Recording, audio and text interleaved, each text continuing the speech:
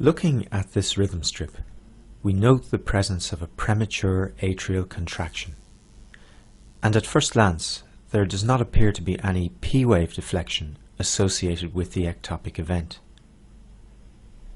However, if you look closely, you will see that the morphology of the T-wave associated with the preceding sinus beat is altered compared to those around it. We can explain this and introduce an important concept by watching events in the heart around the time of the ectopic.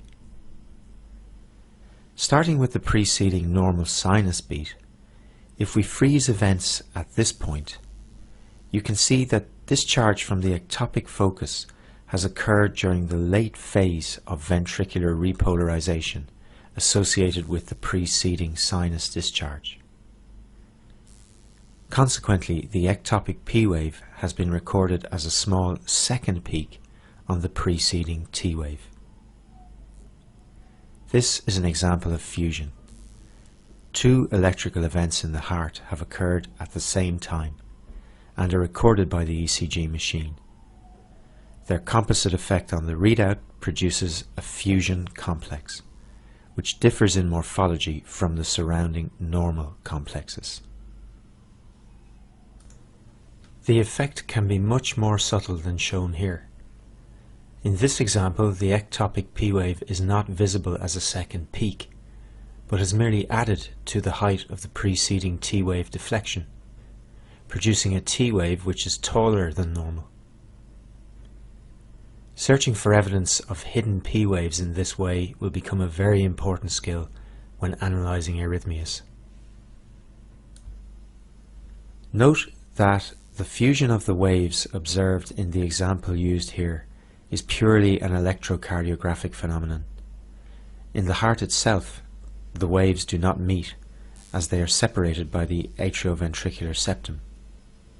They fuse on the ECG readout simply because they occur at the same time. In some cases, a fusion complex may result from an actual physical fusion of the relevant electrical waves in the heart.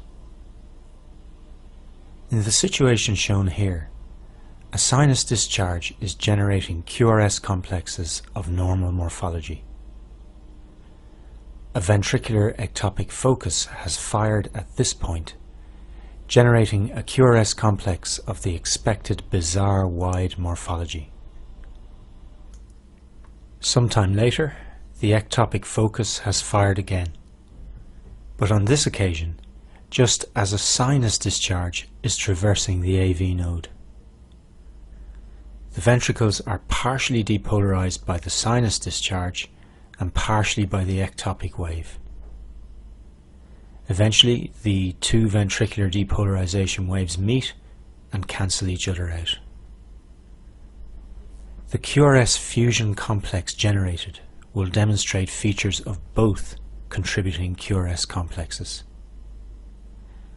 Identification of this type of fusion beat will be a crucial skill when we go on to analyze tachyarrhythmias.